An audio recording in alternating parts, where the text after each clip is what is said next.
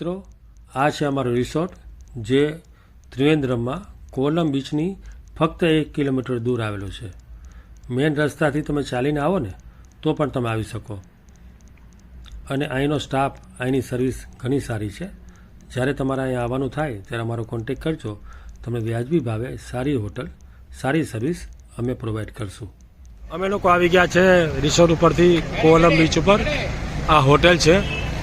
હોટલનું નામ છે સી રોક. અને તમને હવે હું બીચ બતાવીશ. તમે જોવો બીચ. થોડા આગળથી બતાવું છું.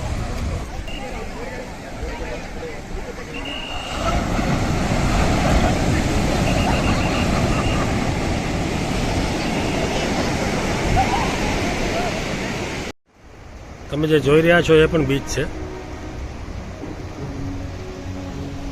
વચ્ચે ખડક છે. સનસેટ થશે હવે. અને આ બાજુ જો તો આ પણ બીચ છે. બંને બાજુ બીચ. ઇન્ડિયામાં શોધી લો આવી જગ્યા જ્યાં બંને બાજુ બીચ હોય. કેરેલાના જે બીચ છે એકદમ ક્લીન, નાહવા માટે પણ બેસ્ટ અને ફરવા માટે અતિ બેસ્ટ. તમે એના મોજા ઉછળતા જુઓ, ખરેખર જોઈને જ આનંદ થશે. આ સાઈડનો જે બીચ છે એને લાઇટ હાઉસ બીચ કહેવાય છે.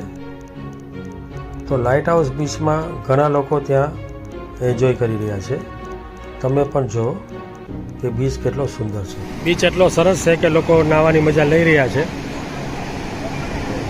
પાણી પણ એકદમ ચોખ્ખું છે. કેરળના બધા બીચ સારા છે. અસ્તાચળની તૈયારી છે. અસ્તાચળની તૈયારી છે ત્યારે અંજવાળાને આવકારીએ.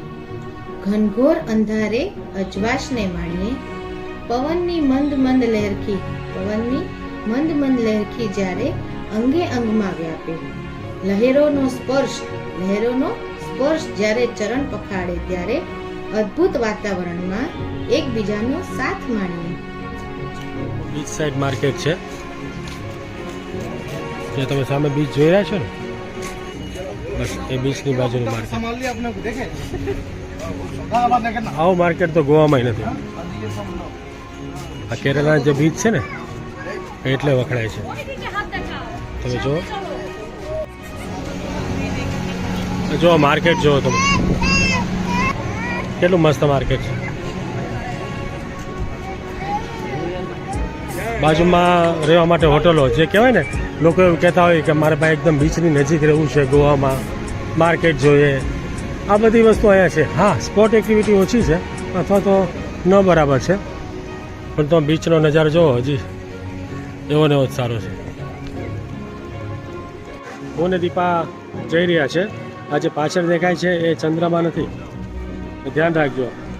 તમને હું બીચ બતાવું. આ બીચ છે કોલમ બીચ.